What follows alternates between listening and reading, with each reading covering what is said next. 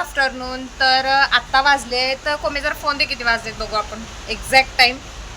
तर गाईज तुम्ही बघू शकता 1:34 म्हणजे 1:30 वाजला आहे सध्या. आणि आता आम्ही कुठे जात आहोत हे तुम्हाला ब्लॉग कंटिन्यू करत राहिल्यानंतर कळेल. आणि आम्ही कोण कोण जात आहोत हे पण तुम्हाला तिथे गेल्यानंतरच कळेल.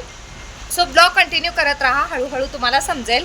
सो गाईज ब्लॉग खूप छान आणि धमाल होणार आहे, त्यामुळे स्किप न करता बघा.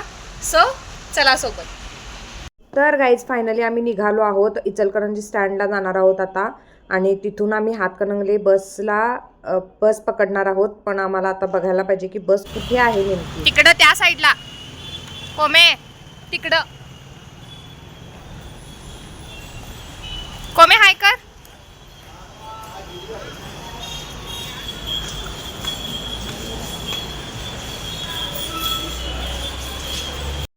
तर गाईज आम्ही फायनली निघलो आहोत. ही आहे कोमल आणि अजून कोण येणार आहे आपल्यासोबत.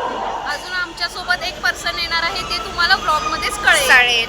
सो गाईज तुम्ही वेट करा. आणि आम्ही आता इथून बसने जाणार आहोत आणि कुठे जाणार आहोत हे तुम्ही कंटिन्यू आता तुम्हाला ब्लॉग बघितल्यानंतरच कळेल.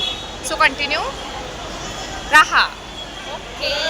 त्यानंतर गाईज आम्हाला हातकणंगले बस मिळाली आणि सो फायनली आम्ही आता निघालो आहोत हातकणंगलेला. आणि आता पुढे कुठे जाणार आहोत बघा. आणि या दोघींची कुठे जरी गेलीत ना तरी भांडण, कारण ती खेळत असते पबजी आणि हिला ते पबजी खेळतेला राग येतो. सो ही तिची ॲक्टिंग करत होती. सो ते मिनी ब्लॉगमध्ये आहे, तुम्ही बघू शकता.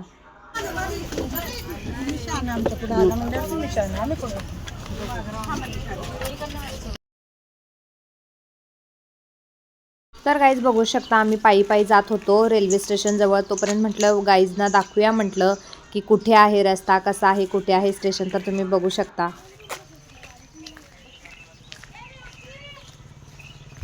पीछे देखो.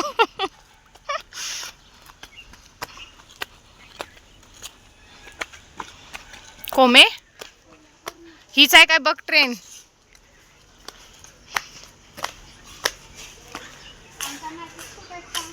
कुठं आहेत? पंजाबला.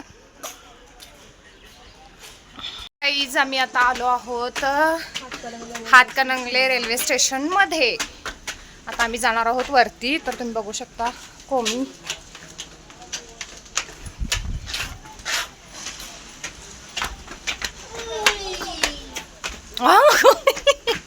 तर गाईज आता आम्ही आलो आहोत प्लॅटफॉर्म नंबर 1. चलो इकडे बघा गाईज, पूर्ण रेल्वे आहेत. आता आमची रेल्वे कुठे आहे काय माहिती.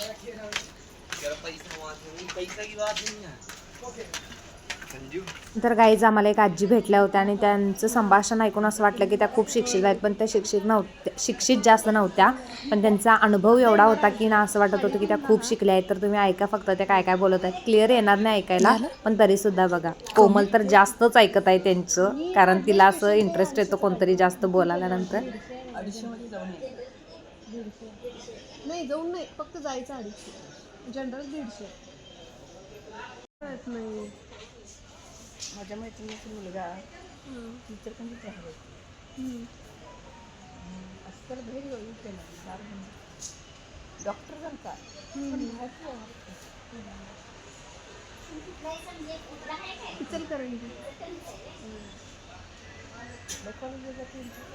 झालं आमचं कॉलेज संपलंय.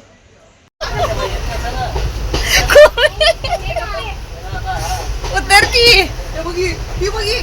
मी आलो तरी काय करले नदी आली उतारा नदी गेलं तर मारायचं, तर मदत अजिबात नाही.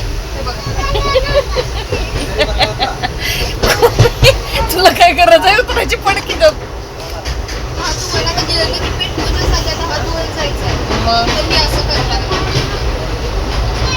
तर गाईज इथे कोमल घेत होती काहीतरी खायला, कारण गाईज आम्ही लवकर निघालो होतो घरातून आणि आम्ही रात्री 10 वाजता पोचणार होतो. तर काहीतरी खायला पाहिजे ना, आम्ही काही घेऊन पण आलो नव्हतो. होतं वाळलं पण ते किती खाणार ना.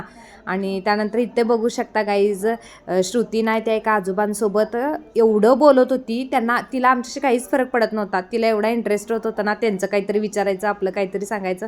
सो तिचं चालू होतं.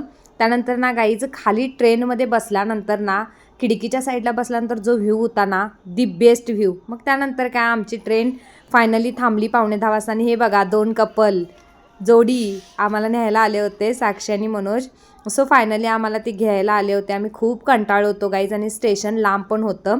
मग त्यानंतर आम्ही आलो साक्षी त्यांच्या भक्ती निवासला, जे त्यांचं स्वतःचं आहे गाईज. आणि आमच्यासाठी ते जेवायचे सुद्धा थांबले होते. आणि मग म्हटलं आता फटफट जाऊया रेसिडेन्सीमध्ये आत. आमच्या बॅगा वगैरे काय आहे त्या सगळ्यात ठेवून ना आम्हाला जेवून झोपायचं होतं लवकर, कारण खूप म्हणजे खूप कंटाळा आला होता.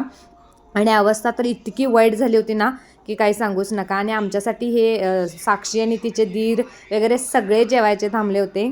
मग गाईज म्हटलं की आता जेवल्यानंतर मी काहीच ब्लॉग करणार नाही. सो आजचा ब्लॉग तुम्हाला कसा वाटला कमेंट करा. पार्ट 2 उद्या येईल.